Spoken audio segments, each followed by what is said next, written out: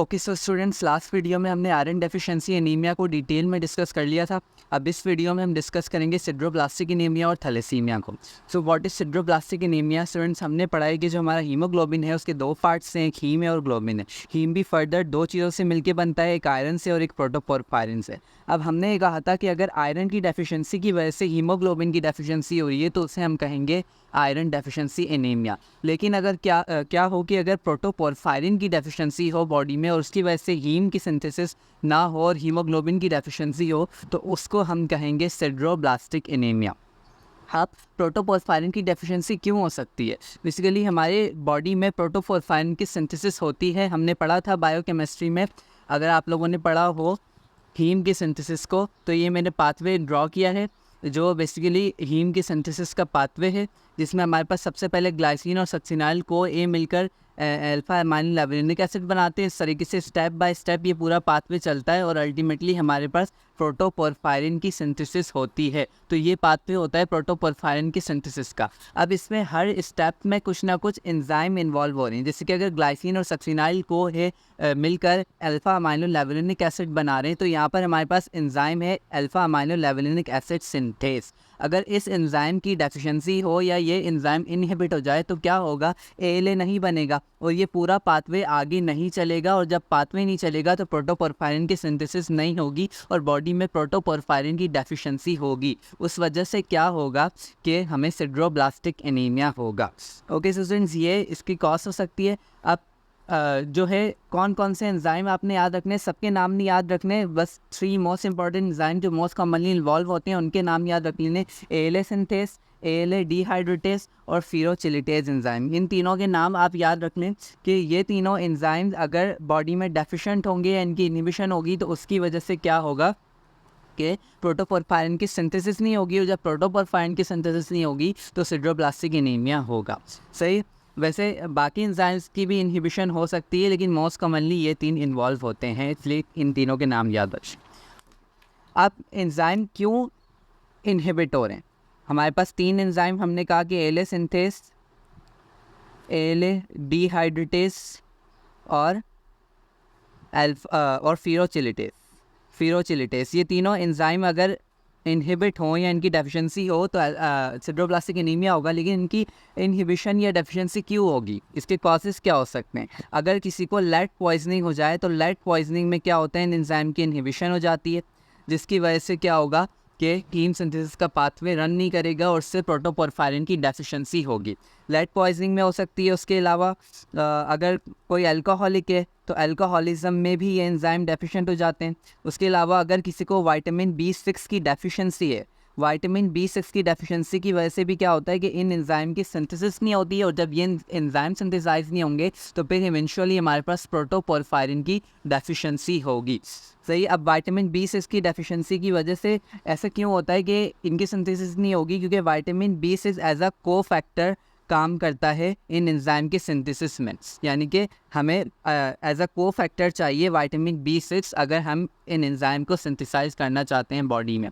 Okay students, और इसके अलावा और क्या कॉजेज हो सकते हैं? अगर कोई एंटी टीबी ड्रग्स ले रहा है तो उसमें भी इन एंजाइम की तो उसमें क्या होता है एंटी टीबी ड्रग्स में, जैसे अगर कोई आइसोनियाजिड ले रहा है तो आइसोनियाजिड क्या करती है, आइसोनियाजिड जाकर विटामिन B6 की डेफिशिएंसी करवाती है। तो विटामिन B6 की डेफिशिएंसी से क्या होगा? ऑब्वियसली इन एंजाइम की सिंथेसिस नहीं होगी और प्रोटोपोरफायरिन की डेफिशिएंसी होगी। तो ये सारे कॉजेज़ हो सकते हैं हमारी सिड्रोब्लास्टिक एनीमिया के। अब इसमें हमें पता है कि सिड्रोब्लास्टिक एनीमिया में जो हमारे पास प्रोटोपोरफायरिन है वो प्रोटोपोरफायरिन डेफिशिएंट है, प्रोटोपोरफायरिन की डेफिशिएंसी है। लेकिन फ्री आयरन कैसा होगा? फ्री आयरन की हमारे पास एक्सेस में होगा, फ्री आयरन एक्सेस में होगा। क्यों? क्योंकि हमें पता है कि जो हीम की सिंथेसिस है वो आयरन से और प्रोटोपोरफायरिन से मिलकर हो रही, तो अगर प्रोटोपोरफायरिन डेफिशिएंट हो गया है तो आयरन के साथ बाइंड करने वाला कोई नहीं है, इसलिए आयरन फ्री रहेगा। तो हमें फ्री आयरन ज़्यादा मिलेगा और प्रोटोपोरफायरिन की डेफिशिएंसी होगी। अब जब आयरन हमें ज़्यादा मिलेगा ब्लड में तो आयरन क्या करेगा?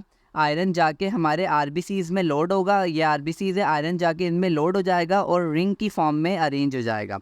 रिंग्स की फॉर्म में आयरन आरबीसीज़ में लोड होगा और इन आरबीसीज़ को हम कहेंगे रिंग सिड्रोब्लास्ट, रिंग सिड्रोब्लास्ट। तो ये मोस्ट इम्पॉर्टेंट हिस्टोलॉजिकल फीचर है सिड्रोब्लास्टिक एनीमिया का, और इसी वजह से हम सिड्रोब्लास्टिक एनीमिया को सिड्रोब्लास्टिक एनीमिया कहते हैं, क्योंकि इसमें हमें रिंग सिड्रोब्लास्ट मिलते हैं जिनमें क्या होता है कि आयरन लोड हो जाता है आरबीसीज़ में। अब क्योंकि ये जो रिंग सिड्रोब्लास्ट हैं नॉर्मल आरबीसीज़ नहीं है, तो इनकी हिमोलिसिस हो जाएगी। हिमोलिसिस की वजह से ये आरबीसीज़ ब्रेक डाउन हो जाएंगे, और जब आरबीसीज़ ब्रेक डाउन होंगे तो इनमें से जो आयरन है वो लीक आउट हो जाएगा।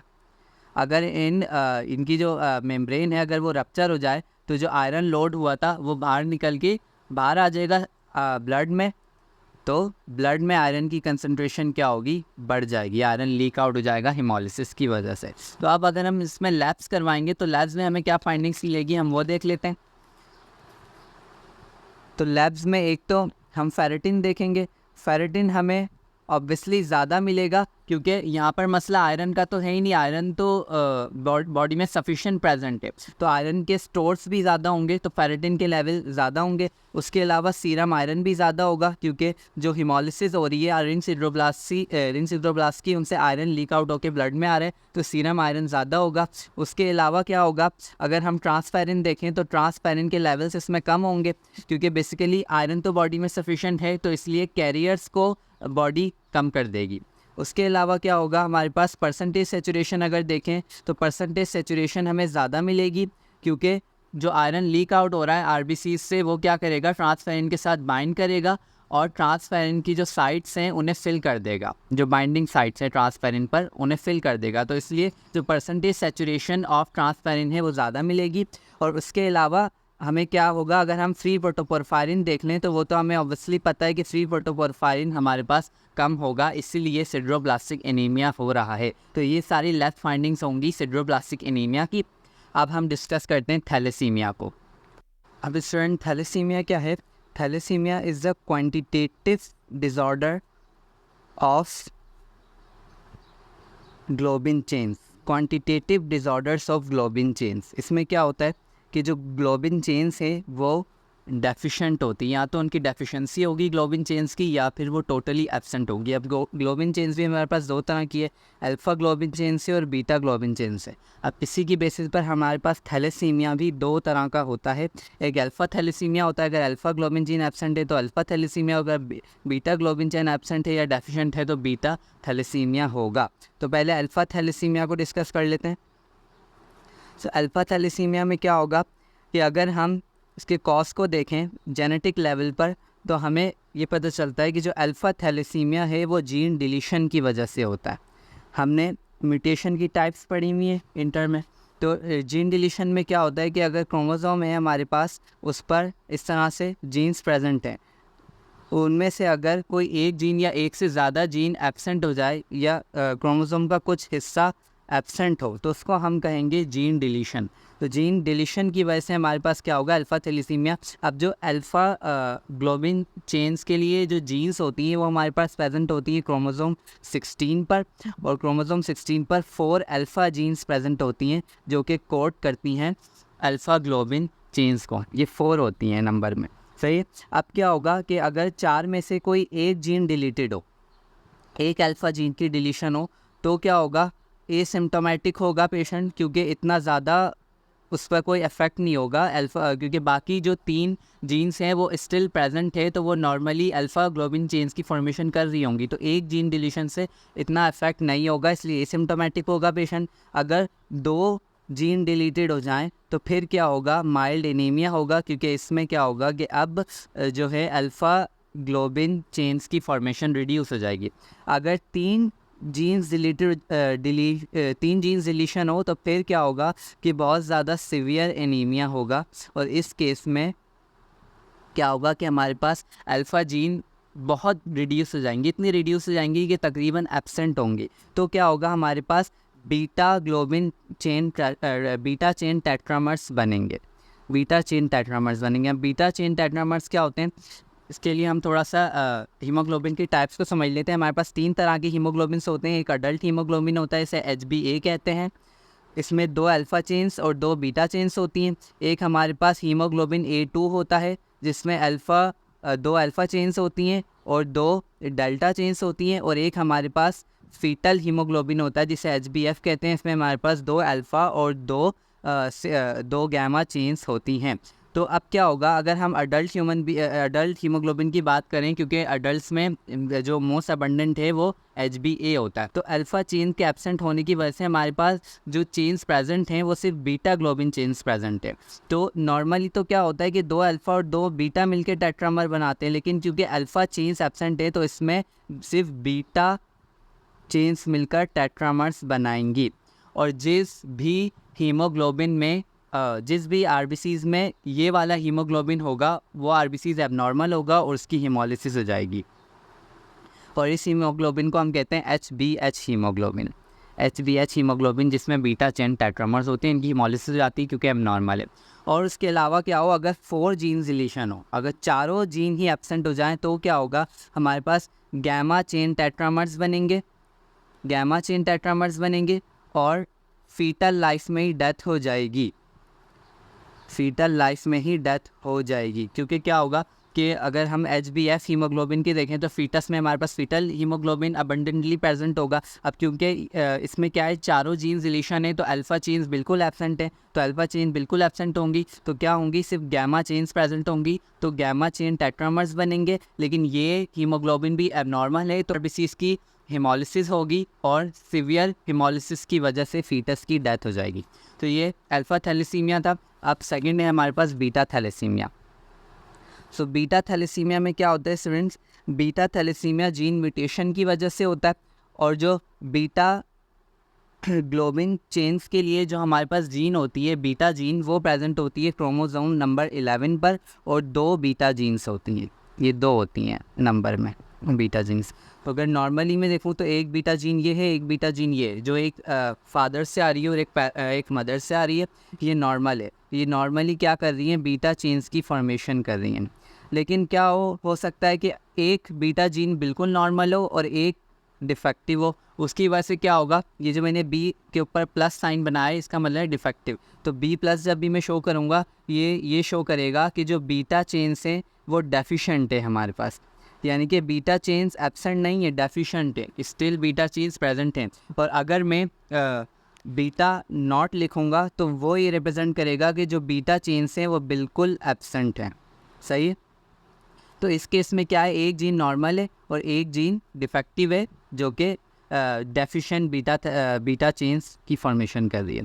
या ऐसा भी हो सकता है कि एक जीन नॉर्मल हो और एक जीन बिल्कुल एब्सेंट हो, बी नॉट हो, जिसकी वजह से बीटा चेन बिल्कुल एब्सेंट होगी इस जीन की वजह से, और ये जीन नॉर्मली बीटा चेन्स की फॉर्मेशन करेगी। सही। और ये भी हो सकता है कि दोनों जीन्स डिफेक्टिव हो, जिसकी वजह से क्या होगा कि बहुत ज़्यादा बीटा चेन्स की फॉर्मेशन रिड्यूस हो जाएगी क्योंकि दोनों ही डेफिशिएंट है। और ऐसा भी हो सकता है दोनों जीन्स ही एब्सेंट हो और जिसकी वजह से क्या होगा कि बिल्कुल ही बीटा चेन्स की फॉर्मेशन नहीं होगी और बीटा चेन एब्सेंट होगी। तो अगर हम देखें तो ये 4 कॉम्बिनेशंस हमारे पास हो सकते हैं। इसमें क्या होगा, ये माइनर होगा। ये माइनर इसलिए क्योंकि इसमें एक जीन बिल्कुल नॉर्मली वर्क कर रही है और एक जो है डेफिशिएंट बीटा चेन्स की फॉर्मेशन कर रही है, तो इतना ज़्यादा ओवरऑल फ़र्क नहीं पड़ेगा, तो माइनर थैलेसीमिया होगा। इसे हम कहेंगे बीटा थैलेसीमिया माइनर। सही है। लेकिन अगर इसको हम देखें तो ये बहुत सीवियर केस है क्योंकि इसमें दोनों जीन एब्सेंट है, इसलिए बिल्कुल बीटा चेन्स की फॉर्मेशन नहीं होगी और उसको हम कहेंगे beta thalassaemia major, beta thalassaemia major. और बाकी अगर हम इन दोनों को देखें तो ये बीटा थैलेसीमिया इंटरमीडिया, इसको हम कहेंगे बीटा थैलेसीमिया इंटरमीडिएट। सही। मैं बीटा थैलेसीमिया माइनर को डिस्कस करूं तो इसमें क्या होगा, हमारे पास माइल्ड एनीमिया होगा क्योंकि स्टिल हमारे पास बीटा ग्लोबिन चेन्स की फॉर्मेशन हो रही है, तो माइल्ड एनीमिया होगा। और उसके अलावा हम इस पेशेंट का HB इलेक्ट्रोफोरेसिस करवाएंगे तो उसमें हमें क्या फाइंडिंग्स मिलेंगी, उसमें एक तो हमें जो अडल्ट हीमोग्लोबिन है वो कम मिलेगा क्योंकि जो HbA है अडल्ट हीमोग्लोबिन में 2 अल्फ़ा चेन्स है और 2 बीटा चेन्स है। अब इसमें बीटा चेन्स क्योंकि डेफिशिएंट है तो इसलिए अडल्ट हीमोग्लोबिन कम मिलेगा और इसको कंपेंसेट करने के लिए जो HbA2 और फीटल हीमोग्लोबिन है वो ज़्यादा मिलेगा। नहीं, सो ये HB इलेक्ट्रोफोरेसिस में की फाइंडिंग होगी माइल्ड एनीमिया में। लेकिन इसमें भी जो अडल्ट हीमोग्लोबिन है वो बहुत ज़्यादा कम नहीं होता, स्लाइटली डिक्रीज़ होता है, क्योंकि बीटा चेन्स भी इसमें स्लाइटली डेफिशिएंट हैं।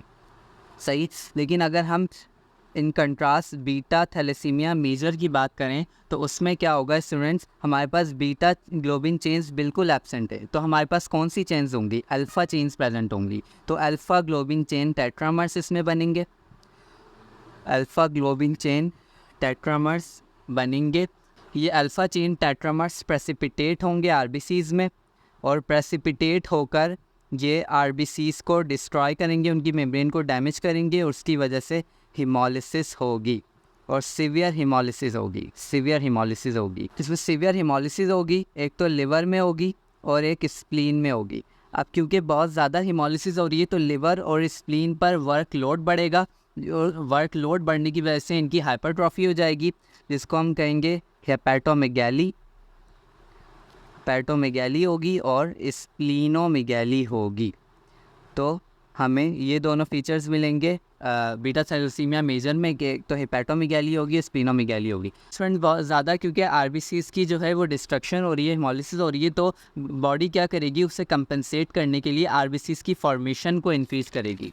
तो जब आरबीसीज़ की फॉर्मेशन को इंक्रीज़ करने के लिए बॉडी क्या करेगी, एक्स्ट्रा मेड्यूलरी हिमेटोपोइसिस स्टार्ट कर देगी।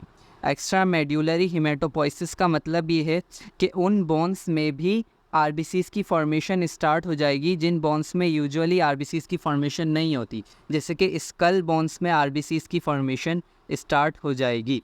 तो स्कल बोन्स में जब आरबीसीज़ बनने लग जाएंगे तो हमारे पास एक फ़ीचर प्रोमिनेंट होगा जिसे हम कहते हैं लाइन लाइक फेसिस या फिर chipmunk faces. Line like faces या चिपमंक फेसिस हमें मिलते हैं बीटा थैलेसीमिया मेजर में, क्योंकि यहाँ पर क्या होता है, एक्स्ट्रा मेड्यूलरी हिमेटोपोइसिस होती है स्कल बोन्स में।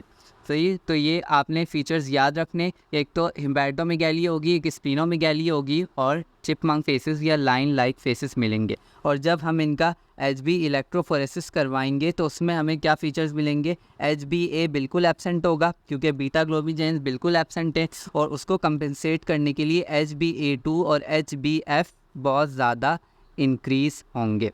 तो ये HB इलेक्ट्रोफोरेसिस की फाइंडिंग्स होंगी। उसके अलावा स्टूडेंट अगर हम इसकी हिस्टोलॉजिकल फाइंडिंग देखें बीटा थैलेसीमिया मेजर की, तो हिस्टोलॉजी में हमें टारगेट सेल्स मिलते हैं।